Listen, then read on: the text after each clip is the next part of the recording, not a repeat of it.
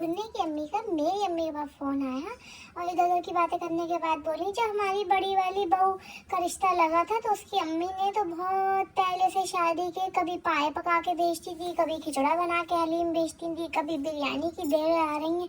हमने तो बहुत उससे मना भी किया, नहीं उसकी अम्मी बहुत बना बना के बेचती थी हे। तो मैंने अम्मी अम्मी ने कहा जी जी सही बात है हम भी करेंगे, ज़रा हमारे रिश्तेदार बीमार चल रहे हैं, हम उसी में लगे हुए। तो वो बोले रिश्तेदार तो बीमार होते ही रहते हैं, लेकिन जो वो है ससुराल की बातें जब होती है ना बड़ी देखने वाली होती है, नज़रअंदाज करने वाली नहीं होती। मैं बोली जी हमारी अम्मी बहुत सीधी है, अल्लाह की गाय है। अम्मी मुझसे कहने लगी कि एक काम करते हैं वो तुम रात में सारे जौ गेहूँ दाल दलिया भिगो देना, मैं सुबह में हलीम बना के दो तुम क्या भेज दूंगी। मेरे अम्मी भेज मत दीजिए, एक तो उसकी हैं 5 बहनें और उसके घर वाले सारे मिला के इतने सारे लोगों का तुम अकेले बना के भेजोगे तो तुम्हारी तबीयत भी ठीक नहीं है, दूसरा कोई जरूरत नहीं बना के भेजने की। अम्मी बोली अरे तू चुप की बैठी रहे, तुझे नहीं पता दुनियादारी कैसे होता है और ये सब करना पड़ता है। मैंने कहा क्यों करना पड़ता है, कह रही है तुझे परेशानी होगी। मैंने कहा मुझे कोई परेशानी नहीं होगी, तुम मेरी तो टेंशन लो ही मत, मैं इनसे हलीम बनवा के तुम्हें भिजवा दूंगी।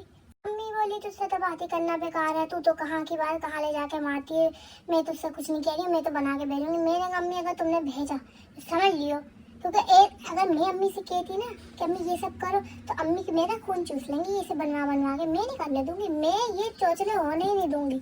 मैं और अम्मी को ना खिलवा दूँ मैं हलीम बनवा के इसकी माँ के हाथ का। ये पा बताओ तुम मुझसे मोहब्बत करते हो तो मेरी अम्मी से भी करते होगे, लगाओ तो होगा अपनी अम्मी की तरह। हाँ तो पता है मेरी अम्मी का बहुत दिल कर रही है हलीम को, अब मुझे ठीक से आता नहीं है, मुझसे ना देगा नहीं उतरती। किससे बनवा दोगे?